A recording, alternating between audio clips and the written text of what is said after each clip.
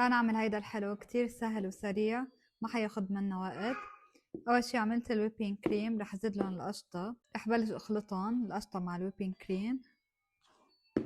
كنت عم بخلطهم بسباتولا بس حسيت الموضوع بده كتير وقت، ما بعرف ليه هيك مبينين، فبعدين خلطتهم بالمكسر. رح كسر البسكوت. انا كتير بحب اللوتس، فدايما كل الجاتويات اللي بعملها بحط بسكوت لوتس. حضرت القالب، انا عم بعمل كيك صغير، الكيس انخزق معي فبدي انتبه كتير منيح بس حط البسكوت.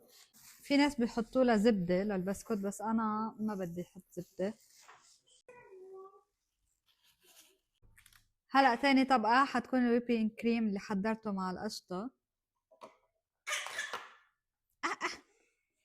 حاسة القالب ما رح يكفي لانه حتطلع كتير عالية.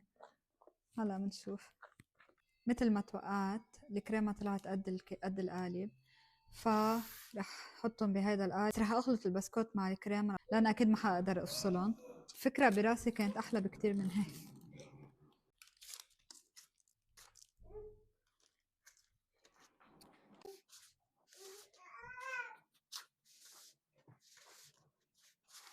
استعمل علبة ويبين كريم صغيرة مش كبيرة، بس برضو طلعوا كتار. بس ما مشكلة، هي الطعمة حتكون نفس الشي بس الشكل هو اللي حيتغير. هلا رح احطهم بالثلاجة لحديت ما احس انه الكريمة صارت مسقعة، لان بدي احط فوقها طبقة الجيلو. هلا رح احضر الجيلو، بدي ظرف جيلو واحد. رح زيد عليه كباية مي سخنة، وهلا بعد ما دابوا رح زيد كباية مي مسقعة. حطهم بالبراد لحديت ما يبردوا تماما. وبهالوقت رح احضر الفراز. انا ما جايبه كتير فراز لانه كنت عامله حسابي اني رح اعملهم بقالب صغير، هيك بكون خلصت تقطيعهم، قصيتهم كتير كتير صغار. الجيلو برد، رح زيد عليه الفراز اللي قطعته.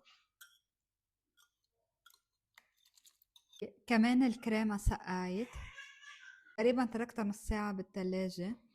فيكم تحطوها بالبراد اذا قادرين تنطروا اكتر، تنطروا ساعه ساعتين بالبراد ما بيأثر.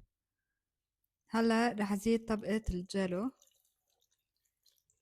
رح احطهم بالبراد لنهار كامل. اذا بدكم تشوفوا النتيجة روحوا للفيديو اللي بعد هيدا.